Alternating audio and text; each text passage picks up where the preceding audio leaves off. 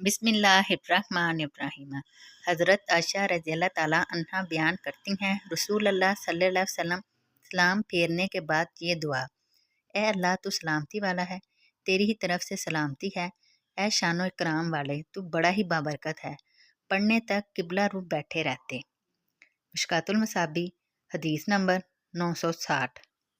हज़रत सुबान रज़ियल्लाहु ताला अन्हु बयान करते हैं, जब रसूल अल्लाह सल्लल्लाहु अलैहि वसल्लम नमाज से फारिग होते तो आप सल्लल्लाहु अलैहि वसल्लम 3 मरतबा अस्तगफिरुल्लाह कहते और फिर ये कलमात पढ़ते। ए अल्लाह तू सलामती वाला है और तेरी ही तरफ से सलामती है। ए शानो इकराम वाले, तू बड़ा ही बाबरकत है। मिशकातुल मसाबी हदीस नंबर 961।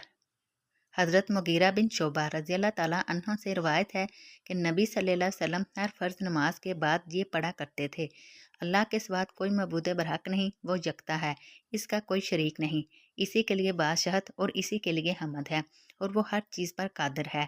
ए अल्लाह, जो तू अता करना चाहे इसे कोई रोक नहीं सकता और जो तू रोक ले इसे कोई अता नहीं कर सकता, और दौलतमंद को इसकी दौलत तेरे अजाब से नहीं बचा सकते। मिशकातुल मसाबी हदीस नंबर 962। हज़रत अब्दुल्ला बिन ज़ुबैर रज़ियल्लाहु ताला अन्हु बयान करते हैं, जब रसूल अल्लाह सल्लल्लाहु अलैहि वसल्लम नमाज से सलाम फेरते तो बुलंद आवाज़ से ये दुआ पढ़ते।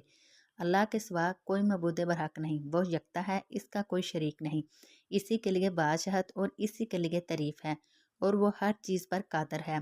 गुनाह से बचना और नेकी करना महज अल्लाह की तौफीक से ही मुमकिन है।